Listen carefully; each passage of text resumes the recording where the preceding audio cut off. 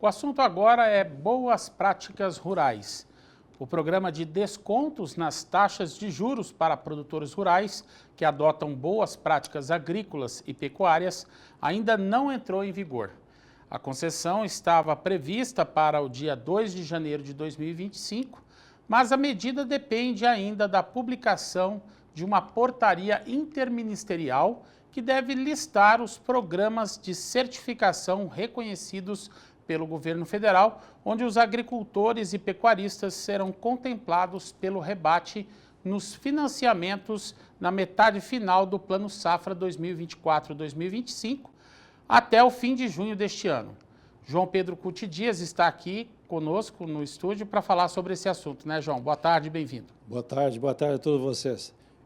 Quando se foi lançado o Plano Safra 24 e 25, foi feito um destaque muito grande sobre essa questão desses programas, a remuneração das boas práticas, e que haveria um rebate de 0,5 a 1 ponto percentual na taxa de juros. Até agora, pelo que se vê, pouca coisa andou nesse processo. Mas por que não andou? Primeiro, nós temos mais de 7 milhões e 500 mil cadastros ambientais rurais feitos. Sabe quantos que estão avaliados e sem nenhuma pendência? 30.500, ou seja, 0,4% dos cadastros. Então, se os estados têm a responsabilidade de acompanhar esse processo, está muito distante da realidade, ou seja, tem um número muito pequeno de cadastro ambiental já avaliados sem nenhuma pendência. Segundo, se o governo tem interesse mesmo nisso, teria que mostrar claramente o que ele entende por programas de boas práticas ambientais. Você tem muitas boas práticas ambientais, ou na pecuária, por exemplo. Se você tem um pasto degradado, é um emissor líquido de carbono para a atmosfera. Por quê? Porque ele produz muito pouco, o animal demora muito tempo para ficar pronto para abate, ou seja, ele emite muito mais metano do que os outros. Se fosse um pasto bem manejado, adubado, o Brasil hoje usa 6 quilos de adubo por hectare ano em pastagem. Nada, esse é um cheirinho que se faz. Então, se nós fizéssemos na pecuária um incentivo realmente a você recuperar as pastagens, mas recuperar no sentido de fazer, está ruim, está com muita invasora, está com baixa produtividade, vamos corrigir, tudo bem, vamos corrigir com calcário, com fósforo, etc. Vamos botar uma forrageira mais produtiva, e aí você teria que medir isso aí. Se eu consigo 15, 16 toneladas de matéria seca por hectare na parte aérea, dessa pastagem recuperada, eu tenho 10 toneladas, 70% mais ou menos, de matéria seca no solo. Esse matéria seca no solo, o que é? Carbono retido. Assim como a parte aérea também é carbono que foi retido. Esse é uma boa prática. O Brasil tem hoje 15 milhões de hectares de agricultura integrada. Você tem lavoura, pecuária, e em alguns casos tem floresta também. Então, você tem as três.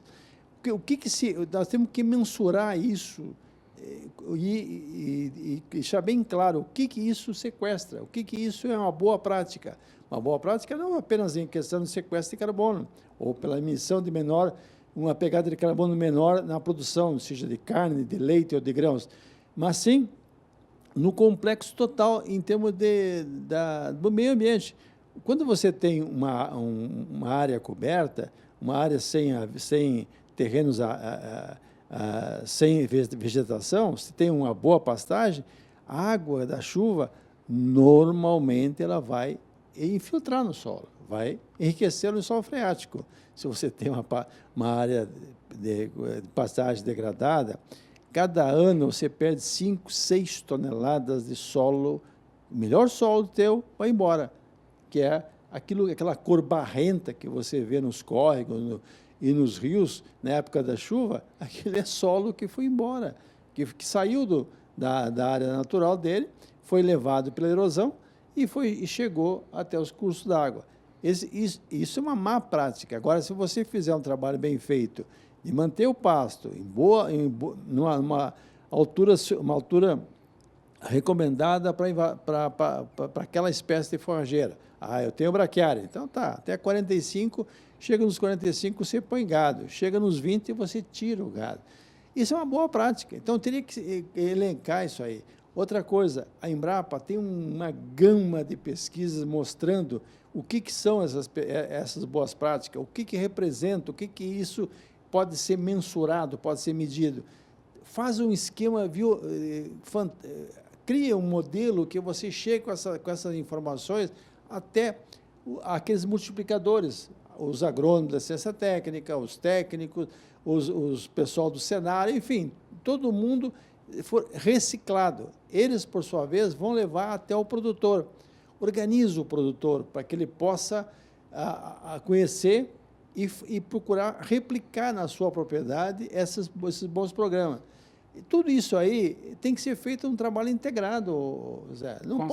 Não pode ser um negócio, vamos fazer, colocar na imprensa que vai ter um rebate, mas tem que mostrar. João, a medida depende também de uma portaria, né, de programas de certificação reconhecidos pelo governo. O que falta para a implementação desses programas e nós temos programas suficientes? Eu acho que tem. Nós temos tanta coisa no Brasil de recuperação de área degradada, de integração lavoura-pecuária. Eu acho que quando anunciaram essa proposta de remunerar aqueles produtores que adotarem boas práticas, eles já tinham que ter feito isso. Isso faz parte do antes do processo. Ou seja, reunir o pessoal, aquele produtor que fizer isso, vai ser remunerado, vai ter condição de pleitear uma redução de 0,5 a 1 ponto percentual no seu financiamento. Agora, depois de 6 meses, tomara, ainda bem que antes tarde do que nunca, né? Agora, falando sobre a concessão de descontos, como que essa concessão pode beneficiar os produtores que seguem essas boas práticas? Se o cara seguir as boas práticas, o bolo vai ser a maior produção, vai ser uma maior resistência da planta às questões climáticas, etc. Esse vai ser o bolo. Esse 0,5 ponto percentual, 1%, 1 ponto percentual no crédito rural é a cereja do bolo, é aquilo que é um pouquinho plus a mais, aquilo que vai a mais. O importante é ele adotar essas práticas. O senhor adotar, não deixar nenhum pasto rapado na sua propriedade, cuidar disso aí, evitar a erosão, manter um mínimo de fertilidade no solo, tudo isso são práticas que já estão bem claras, a resposta que vai ter. Eu produzo, a média no Brasil é menos de uma arroba por hectare ano, isso é muito, muito baixo para um país como o nosso. Nós tínhamos que pensar 4, 5, 6 arroba por hectare ano. O que eu posso fazer? Eu posso fazer uma série de medidas. Primeiro, é o solo. Eu tenho que dar vida ao solo, eu tenho que dar sustentabilidade, começando pelo solo. E se não fizer isso aí, esquece. O resto vem, tu não vai conseguir avançar no processo. Mas agora, se eu conseguir recuperar meu solo, manter ele, se eu for fazer só pecuária, manter uma boa cobertura vegetal, não ter invasoras, procurar manejar, não deixar rapar, enfim, uma série de medidas que o somatório vai resultar numa melhor produção e, consequentemente, se você pleitear um financiamento, você tem todas as condições de exigir que o teu custo do dinheiro haja um rebate de 0,5 a 1 ponto percentual, porque você adota boas práticas. João, para a gente finalizar a sua participação de hoje aqui no Mais Pecuária, qual que é o impacto da implementação dessa política no setor agrícola? Olha, o nosso Brasil cresceu muito a produtividade no Brasil. Por quê? Nós partimos de um período que, há uns anos, quando começou o Cerrado, por exemplo. O Cerrado era uma área que não valia nada. Hoje, o Cerrado é o grande produtor de alimentos para o mundo, não é para o Brasil só, para o mundo. Por quê? Se corrigiu, se procurou variedades mais adequadas para serem usadas no plantio, você fez a integração lavoura-pecuária. Eu tenho um solo com baixa argila, muito teor baixo, muito baixo de argila, eu tenho 12% de argila. Opa, é possível?